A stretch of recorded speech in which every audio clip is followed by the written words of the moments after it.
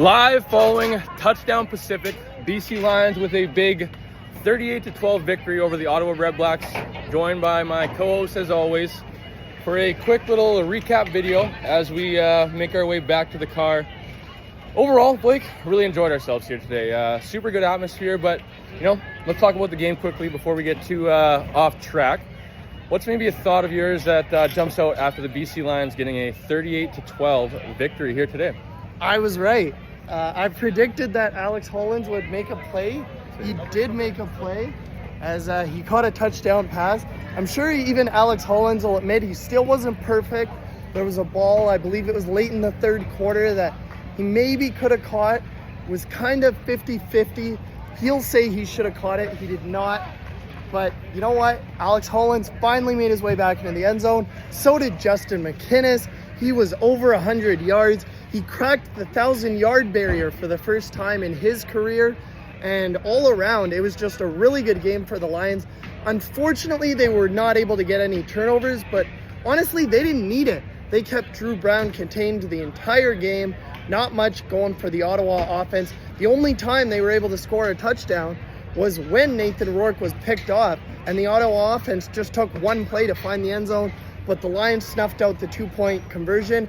And then after an uncharacteristic Sean White miss and a big return from Devontae Dedmon, and it looked like Ottawa might get themselves back into this football game, Matthew Betts said, I'm back.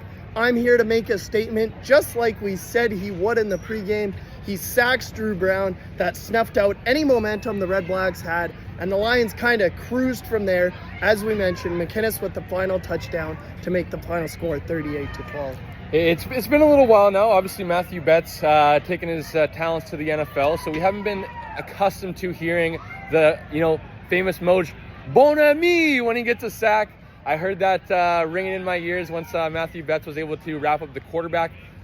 Another defender that has been standing out here the last few weeks, who we have been very critical going back to the start of the year, Christian Covington, for the second week in a row, making a very big impact play. We saw him today, I believe, was credited with one solo sack, was getting some pressures. Last week showed up with a impact play as well. So I know he mentioned earlier in the week during his media availability, he mentioned of how surprised he was of the speed of the game, the talent level of this league. So, as critical as we've been, maybe this is where he starts to, turn in the right direction, really starts to get comfortable in this league, yard off the ball, all that sort of stuff, learning the nuances of the CFL game. Is this time for Christian Covington to maybe make an impact here down the stretch after Labor Day with a guy like Matthew Betts, who, in my opinion, it looked like he rejuvenized that defensive unit, gave them a lot of swagger, a lot of confidence. They were out there obviously doing their patented celebrations, locking stuff up, which was really cool to see. But defensively, lastly, Ryder Varga. I think there's been a lot of fair criticism out there in the Lions den for the BC Lions,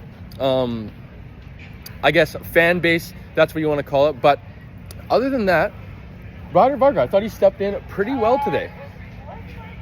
Hard to, fill the shoes of, a guy like Josh Woods, who obviously is, lost for the season. Ben Hladik on the, I think, one-game injured list for the rest of the year. But other than that, I think he's played super well, right? Yeah. We saw him, I believe our friend Jordan Savage posted on Twitter that a lot of Glenn Suter calling Ryder Varga's name, making some impactful type plays. So loving to hear Ryder Varga, a Canadian, making some impact plays like that. But other than that, Blake, any other thoughts defensively as we kind of battle a little bit of adversity here with a lot of people still?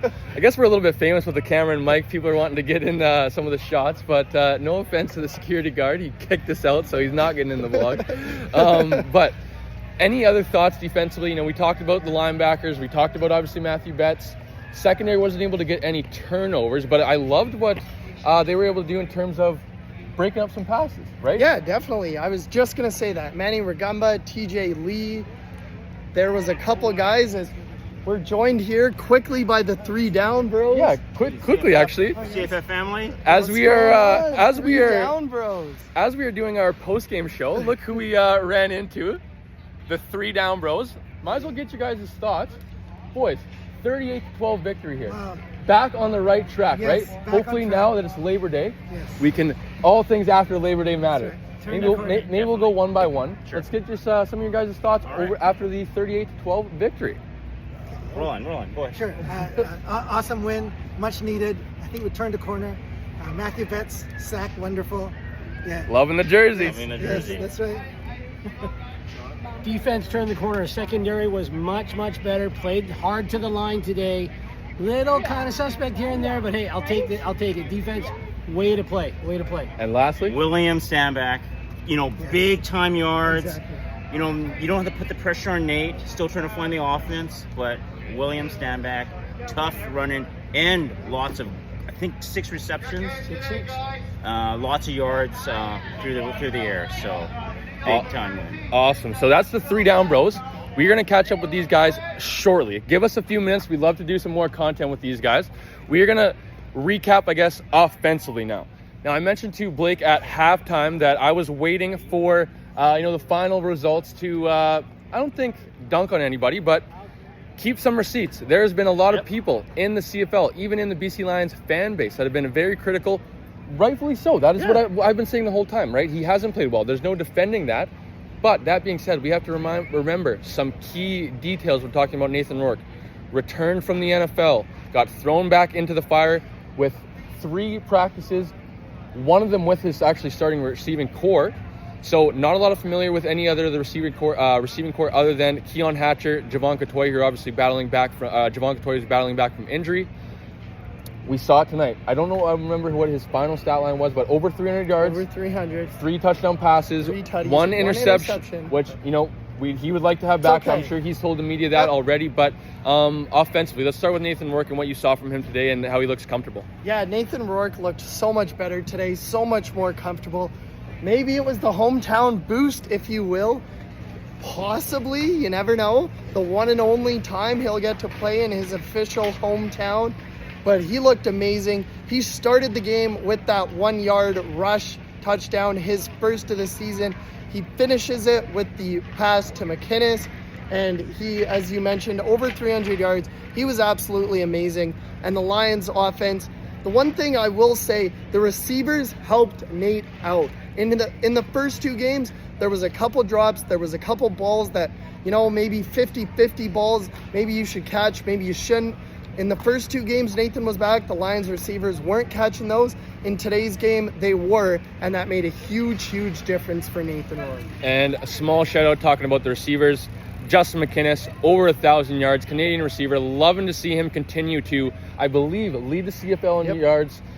Still putting up a lot of touchdowns. Was able to find the end zone here once again today. Alex Hollins, you called it here before the game. Looking to see something from him. He was able to make an impact here today. I believe scored the second touchdown here for the BC Lions, but was able to get back in the paint. Who knows? I was downtown Victoria last night. I saw some blinis that were very popular. Maybe he was able to sneak in a blini or 2 last night for the festivities. All jokes aside, Alexander Hollins back on the board in terms of getting a receiving touchdown. Hopefully he's able to get some more confidence from here on out and build down the stretch after Labor Day. I know he was very excited after he was able to find the end zone, and you saw his with the celebration and stuff like that. So receivers, check. Quarterback, check. Running back, William Stanback. We heard 3 Down Bros just mention it. He continues to be a bright spot for the Lions offense. When leaned upon, he's delivering.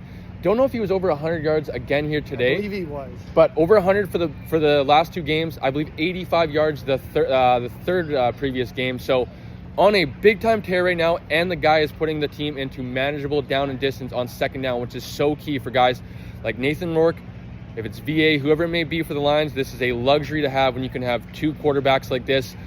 Whatever it may be, you can go to the other one, and having a guy like William Stanback is going to help out any quarterback that's in there. As we hear CFL family, some Argos chants. Blake, that kind of ends it, I think, from a BC Lions perspective. But this is only the beginning It is. of Labor Day weekend. Obviously, we got Labor Day Classic tomorrow. We have Doubleheader on Monday. Calgary hosting Edmonton, and I believe Toronto and Hamilton. Is it in Hamilton? In Hamilton. Toronto going to Hamilton. I guess before we close things out, what are your thoughts for Labor Day Classic? Lions picking up a win, so I believe they will move to second. No matter what happens, they cannot get into first, but they will be in second after this weekend. Yeah, I'm really excited. That Labor Day Classic between the Riders and the Bombers always seems to be a slugfest. Usually, history states that the Riders get the better of the Bombers. Unfortunately, I think that Toronto and Hamilton game is going to be another blowout. Maybe happy the Lions picked up the win, hoping it was going to be a little bit better game for CFL fans, not for us personally, a lot less stress. But I think that Toronto-Hamilton game will also be a blowout. That Edmonton-Calgary game should be really good as well. And we got some surprising news yesterday that MBT is starting, even though Trey Ford is healthy. Interesting. I did not see that. So Blake breaking a little bit of news to myself. Either way, really interested to sit down for the rest of the weekend, watch some Canadian football. Quick side note, being so busy here at Touchdown Pacific today and tomorrow, I know I'm going to go home, enjoy the Labor Day Classic, but I am looking forward to going home, watching some Canada West football. Yeah. Having the Canada West TV season pass, able to watch that on demand. So, Blake, I think that'll do it for us here on the show. Talked about offense, talked about defense. Whitey unfortunately missed one, so, quiet show for Whitey on the post-game show here tonight. That being said, we're usually talking about Whitey on a weekly basis, making a lot of kicks for us. I'm not too worried about Sean White. He will find his form. He will get back to being Mr. Automatic. He's a guy that we're going to need down the stretch to make some big-time kicks for us. So, Lions are back into contention, folks. Panic has been averted for 1 week. We have made it back into the win column, ending our 5-game losing streak. Blake, any final thoughts before we get out of here and try to get you home? No, it was just a great atmosphere here in Victoria. As you see, there's still people tearing down, as unfortunately, as soon as the game ends, it's got to tear down. The Harbour Cats want their stadium back. Shout out to the city of Victoria. Shout out to the Victoria Harbour Cats. Shout out to Mr. Amar Doman. Yes. Victoria, you did an amazing job. Touchdown Pacific, and the Lions got the W. That's the most important thing. They sent all these Islanders, including yourself, Cole, home happy.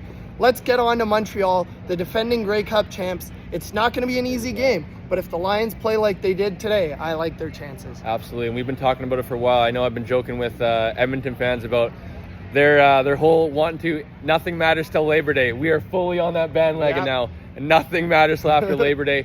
But it does not start easy. Going to Montreal to face a tough Montreal Alouettes team should be no easy task for the BC Lions, but I think this group is ready and willing to go get the job done.